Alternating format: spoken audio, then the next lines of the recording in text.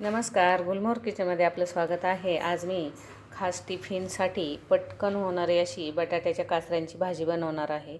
तर इथे बटाटे घ्यायचे आहेत, स्वच्छ धुवून घ्यायचे आहेत. याच्या साली तुम्हाला काढायच्या असतील तर काढू शकता, पण मी साल याची न काढताच याच्या काचऱ्या बनवणार आहे. तर एका ताटलीमध्ये पाणी घ्यायचं आहे आणि या काचऱ्या अशा गोल आकारात कापून घ्यायचे आहेत. खूप पटकन आणि छान होते ही भाजी. कधी भाजीला जर काही घरात नसलं तर बटाट्याच्या काचऱ्या पटकन होतात, वेळ पण लागत नाही आणि सगळ्यांना मेन म्हणजे आवडतात पण.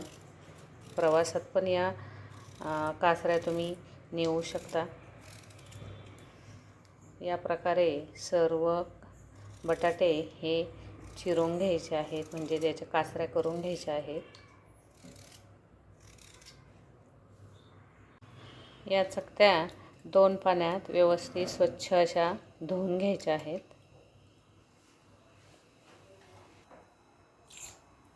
दोन पळ्या तेल टाकलेलं आहे. आता तेल तापल्यानंतर यामध्ये मोहरी घालायची आहे. नंतर हिंग घालायचं आहे.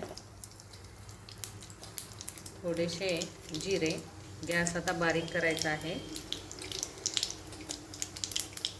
नंतर हळद, 1 चमचा लाल तिखट, थोडासा गरम मसाला. त्या काचऱ्या यामध्ये घालायच्या आहे. व्यवस्थित असं हे हलवून घ्यायचं आहे. काचऱ्या परतून झाल्यानंतर त्यामध्ये चवीनुसार मीठ घालायचं आहे.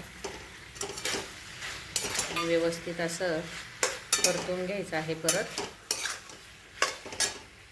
नंतर थोडासा पाण्याचा शिपका मारायचा आहे.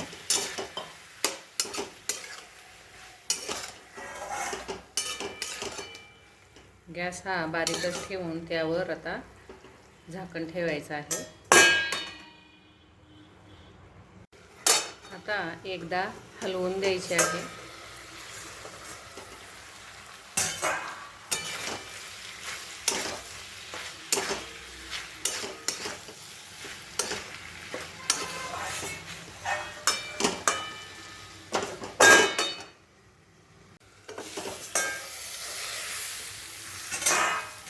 आता इथे या काचऱ्या शिजवून व्यवस्थित तयार झालेल्या आहेत.